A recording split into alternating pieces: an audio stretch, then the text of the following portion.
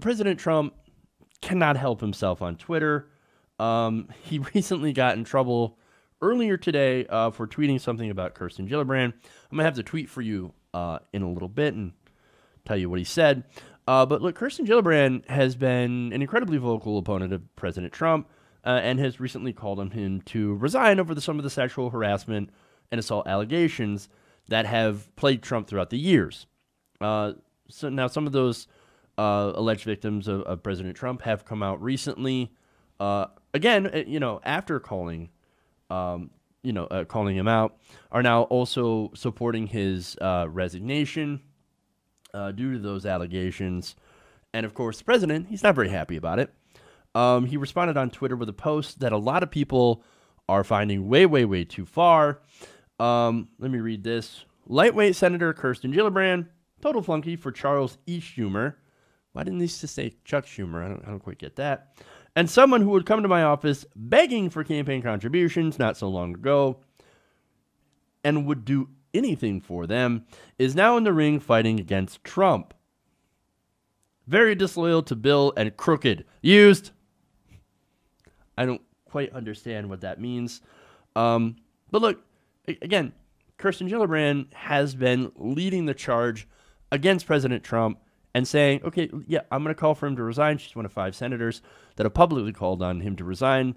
It includes Ron Wyden. Bernie Sanders is also one of them.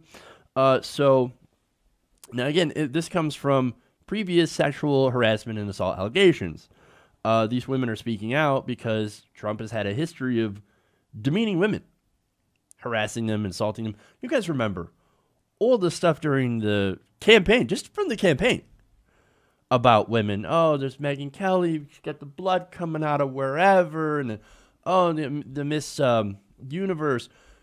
She's a fatty. And she's definitely not a 10. She's like a 5. Like, who does that? I know. You're gonna say this locker room talk. Well, okay. Well, your locker room is full of very shitty people. Let's just say that. And you can't just do locker room talk or whatever in public. That's the thing. You want to say it's locker room talk. Okay, whatever. I don't believe you, but whatever. But no, you're taking it far beyond the locker room. You're actually saying these things in public about these terrible, demeaning things about women in public. When you do that, you're a bad person. Simple as that.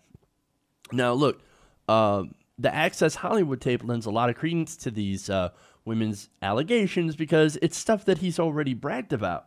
I mean, for example, he's like, I can't help it. I see a beautiful woman, and I just start kissing them. That's why I need the Tic Tacs. And then, I could do anything. I'm a star. They let me do it. I can grab them, I can grab their pussy. That's stuff that he's all said. And stuff that we have heard before. So, look, it's not in question that President Trump is definitely misogynistic. He's got misogynistic, sexist tendencies, right? He wasn't kidding when he said he grabbed him by the pussy. That's exactly what he's alleged to have done. Groping women and forcibly kissing women. Again, that's what these allegations are from, right? And so now that we've seen the end of Al Franken's career, his political career at least, John Conyers, Republican Trent Franks also resigned. Now there's a lot of people out there calling for President Trump to resign, and Gillibrand is, again, one of the people that are most vocal about this. Now, of course, I know, Trump's not going to resign. Not over this, right? No. The only way Trump will resign is if Mueller finds something incredibly damning that's definitely going to get him jail time, and he says, oh, did I? No, I didn't do that. Alzheimer's. I have Alzheimer's. I'm going to step down. That is the only condition that he will step down. And we're not sure if that's going to happen at all. We're going to have to see on that. However, that is what Republicans do. Again, I mentioned Trent Franks. He did something incredibly bad. He was the guy that was like, hey, you want to be he's telling coworkers this, right? You want to be a surrogate from a baby? What? What are you talking about? Like, you're asking your coworkers, essentially, can I have sex with you and impregnate you and have you carry my kid? At least that's what it seems. And the fact that he resigned after this, this whole thing went down and was discovered, it shows that it was pretty bad. And Republicans, they do not resign unless it gets really, really, really bad. We'll have to see if Trump gets to that point. Again, I don't think he's going to resign. And look, it's because Trump is a deeply immoral person. I think there's no doubt in my mind that he did it, that he did all these things to women that he has openly bragged about. Again, there's no doubt in my mind, right? And, Trump, along with Roy Moore, again, very deeply immoral, right? Now, what's got a lot of people worked up is what he said about those donations, right?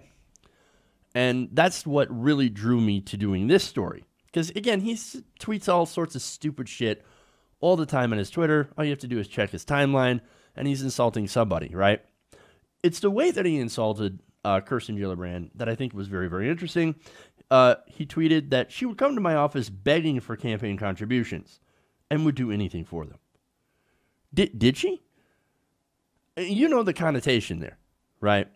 Oh, she came to my office and she was begging me for those donations, give me that money, and she'd do anything for them. Oh, how are you supposed to take that?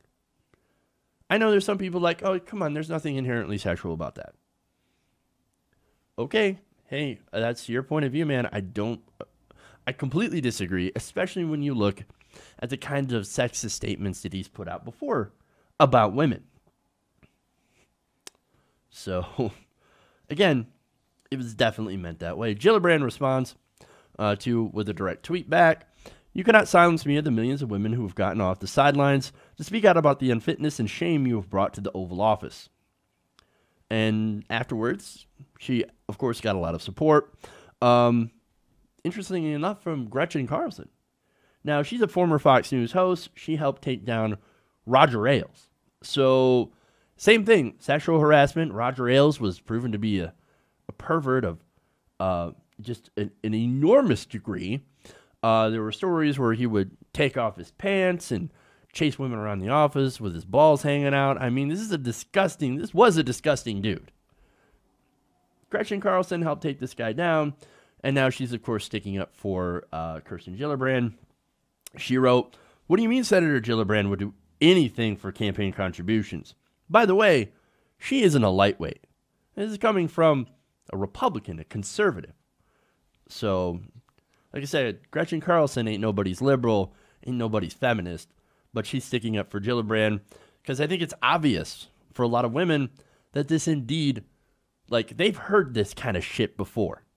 And, I'm a dude, which should be fairly obvious. I don't hear that kind of stuff. Nobody says that kind of stuff to me. There's a bit of a double standard here that I don't hear this kind of talk, but a lot of women do. And they hear these connotations, these obviously sexual connotations.